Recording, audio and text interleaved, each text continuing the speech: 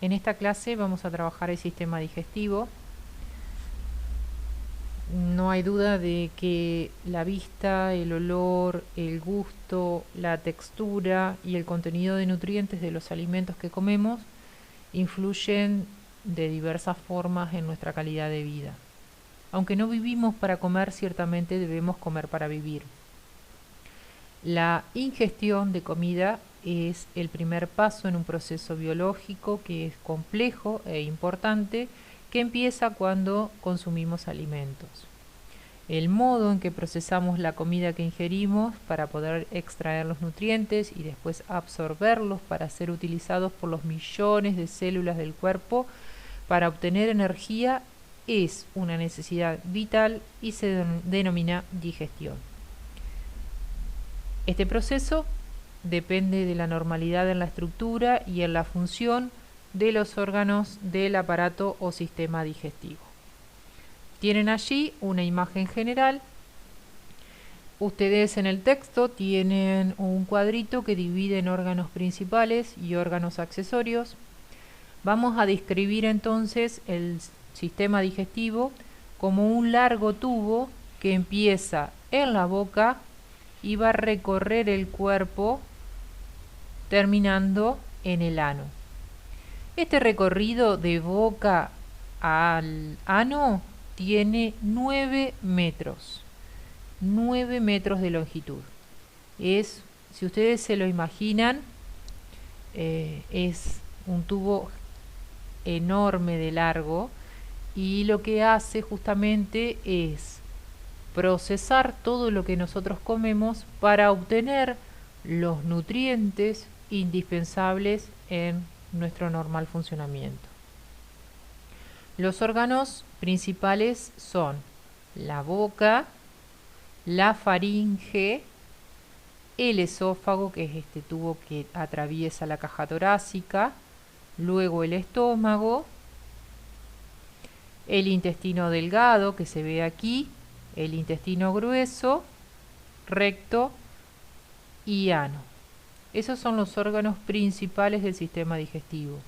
Pero aquí también van a encontrar que hay diversos órganos accesorios que van a ayudar, van a colaborar y son muy importantes en el momento de la digestión. Por ejemplo, las glándulas salivales, los dientes, la lengua, las amígdalas que nos protegen de cualquier agente extraño. Después, para el proceso de digestión, está el hígado con su vesícula allí en color verde, el páncreas que se ve un poquito aquí en color amarillo y el apéndice, ¿sí? Que luego vamos a ver y vamos a discutir cuál es la función que cumple.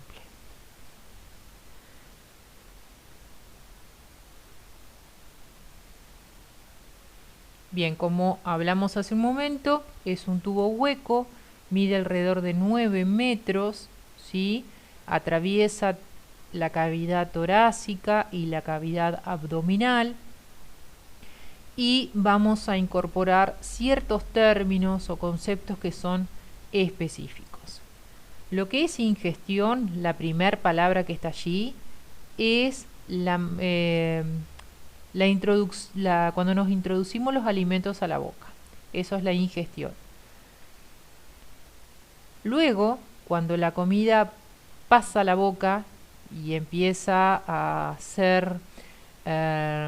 simplificarse, es decir, del bolo alimenticio que yo estoy ingiriendo, del bocado que yo estoy ingiriendo, va a empezar a romperse, a hacerse más pequeño, y eso se produce por la digestión.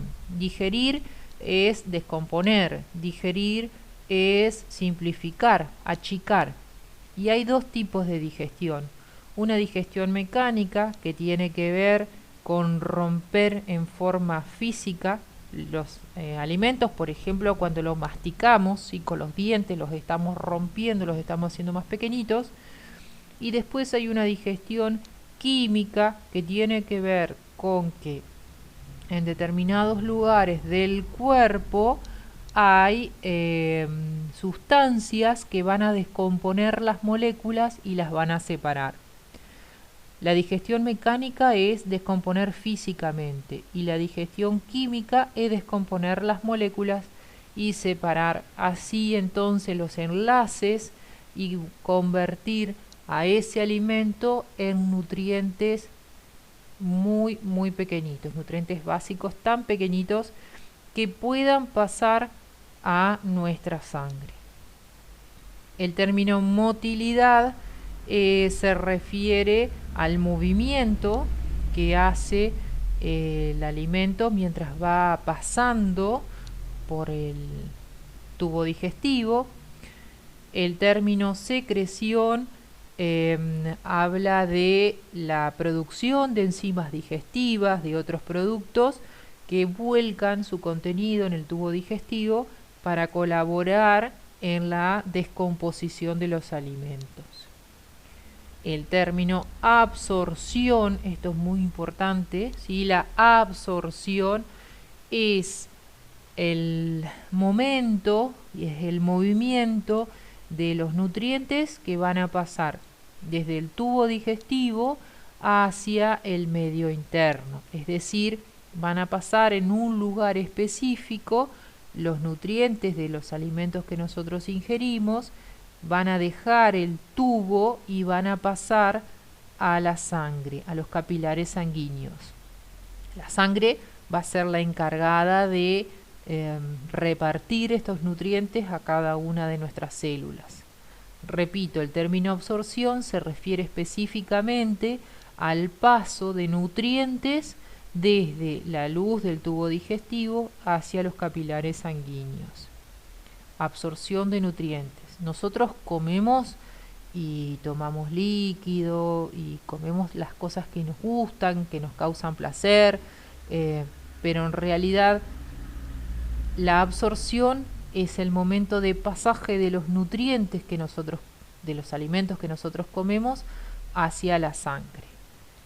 Obviamente que hay dentro de lo que nosotros comemos, dentro de los alimentos, va a haber partes que no necesitamos, que no van a ser absorbidas, entonces eso es la eliminación, la expulsión de material de desecho o heces que son resultantes del proceso digestivo. Como imaginarán, es necesaria una regulación de actividades, como por ejemplo el movimiento o motilidad y la secreción de sustancias para coordinar los mecanismos de la digestión. Les repito, estos términos que ustedes lo tienen en la sinopsis de digestión son importantes para que lo remarquen porque cada uno se refiere a cuestiones muy específicas. Ingestión es el acto de meter mi alimento en la boca, es el incorporar el alimento me refiero a la comida. Digestión es cuando se empieza a separar ese alimento en partículas más pequeñitas. Motilidad es el movimiento a través de todo el tubo digestivo. La secreción es de enzimas, de sustancias que van a colaborar en el proceso digestivo. La absorción es de todo lo que nosotros incorporamos o ingerimos. La absorción es de solamente los nutrientes que van a pasar hacia los capilares sanguíneos. La eliminación es de desechos y la regulación de actividades como motilidad y secreción, porque fíjense lo importante, ¿no? Comemos varias veces al día, necesitamos una regulación de todo este sistema.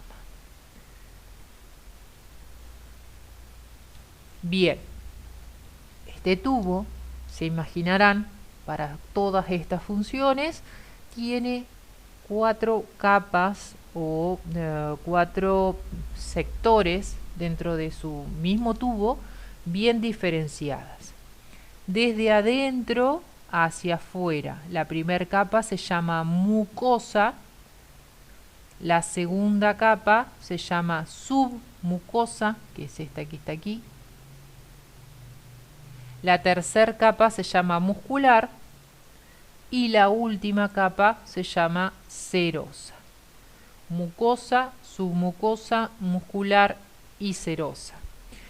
Estas 4 capas van a regular y van a verter sus productos a la luz, ¿sí?, del tubo digestivo, que es esta pequeñita que está acá. Entonces, ¿cómo describimos la capa mucosa?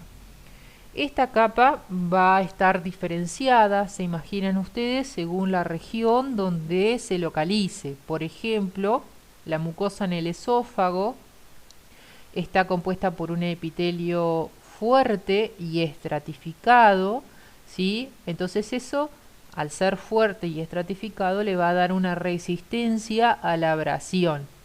Ustedes imaginen todos los alimentos líquidos calientes como el mate, fríos, ¿sí?, que van a atravesar este tubo, como les conté hoy, que pasa por toda la cavidad torácica.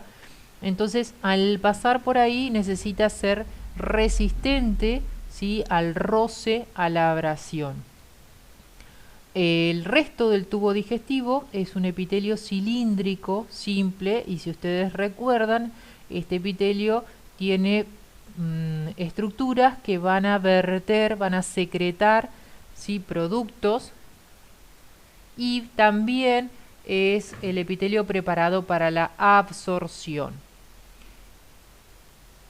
Luego, sí, esta es la primera capa, la mucosa, con epitelio estratificado resistente, y luego epitelio cilíndrico simple, que va a ser específicamente para la secreción y para la absorción.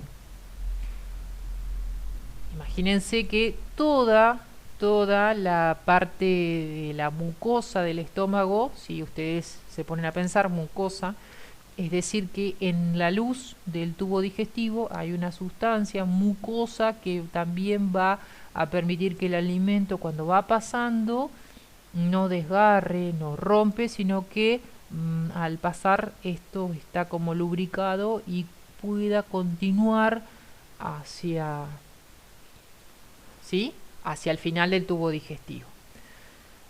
Luego hay una capa submucosa que, como ustedes ven acá en la imagen, está formada por un tejido conjuntivo, y ahí hay muchos vasos sanguíneos y hay nervios también. Aquí se ven en amarillo, ¿sí? Entonces ustedes pueden entender que la sensibilidad no está en la parte mucosa, porque nos dolería o sentiríamos cuando el alimento va pasando, pero cualquier cuestión que surja, ¿sí?, la capa posterior a la mucosa es la que está inervada.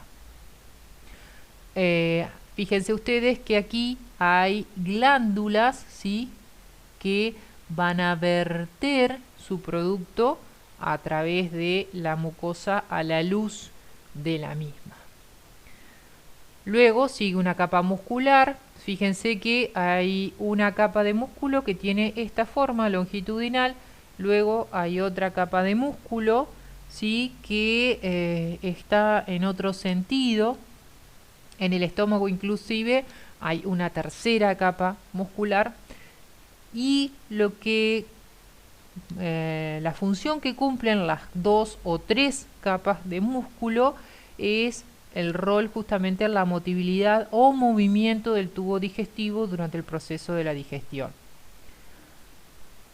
Ya vamos a hablar, hay 2 tipos específicos de movimiento, ¿sí?, que es para que no se estanque el alimento, sino que siempre siga una misma dirección. Entonces, mucosa, submucosa, la muscular, que interviene en el movimiento, ¿sí?, ya vamos a ver cuáles son.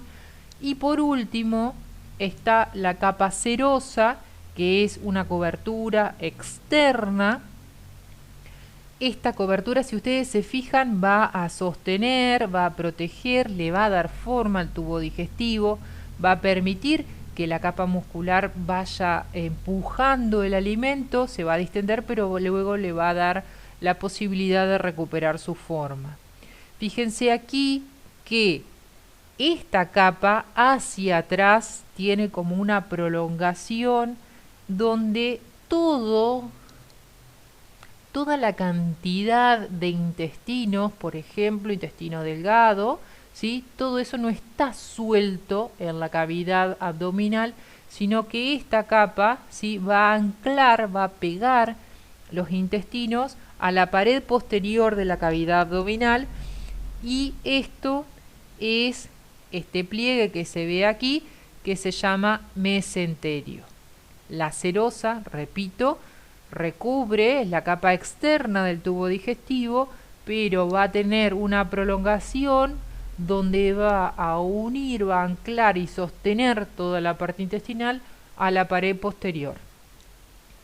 Ahora luego les muestro una imagen más, para que revisemos. Mucosa, submucosa, muscular y serosa son las 4 capas que forman el tubo digestivo. Esto en todo el tubo, es decir, desde el esófago hasta el ano. En algunos lugares esta luz es pequeñita, como por ejemplo el esófago, y en otros lugares como el estómago se convierte esto en una bolsa almacenadora, pero siguen siendo las mismas 4 capas. En algunos lugares se vuelve, como les dije, en vez de 2, 3 capas de músculo, y en otros lugares se cierra incluso para poner topes o esfínteres que van a controlar el flujo del bolo alimenticio, o después se transforma todo esto en una sopa y lo va a contener en determinados lugares para que tengan tiempo de ser atacados por los jugos digestivos, por ejemplo. Lo que quiero que quede claro es que este tubo tiene estas 4 capas en toda su extensión. Bien, estos son los 2 tipos de movimiento que hay en nuestro tubo digestivo. El peristaltismo, fíjense ustedes, ¿sí? Este es el tubo digestivo, eso que se ve ahí es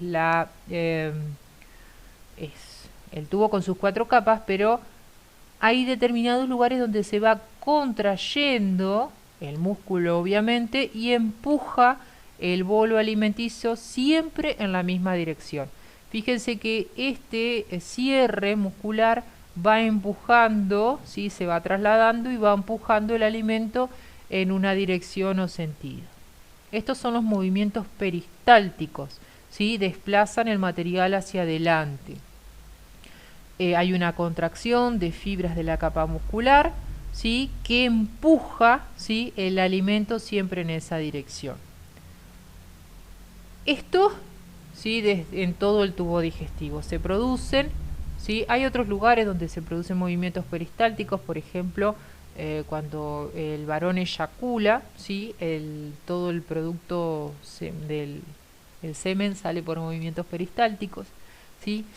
Y se refiere justamente a este movimiento de contracción y empuje. Y luego en nuestro tubo digestivo tienen movimientos de segmentación, que se tratan de, fíjense ustedes que hay varios cierres, ¿sí? Eso hace un movimiento hacia adelante y hacia atrás, que van a separar. Fíjense que el bolo alimenticio aquí está de un tamaño y con el mismo movimiento se va a ir rompiendo, se va a ir separando, y va provocando que los alimentos queden cada vez más pequeñitos, y entonces cuando son atacados por los jugos digestivos es más eficaz. La segmentación entonces es una movilidad hacia adelante y hacia atrás, ¿sí? Dice en el texto que el peristaltismo y segmentación pueden producirse con una secuencia alterna. Cuando es así, la comida es batida y mezclada conforme avanza lentamente por el tubo digestivo.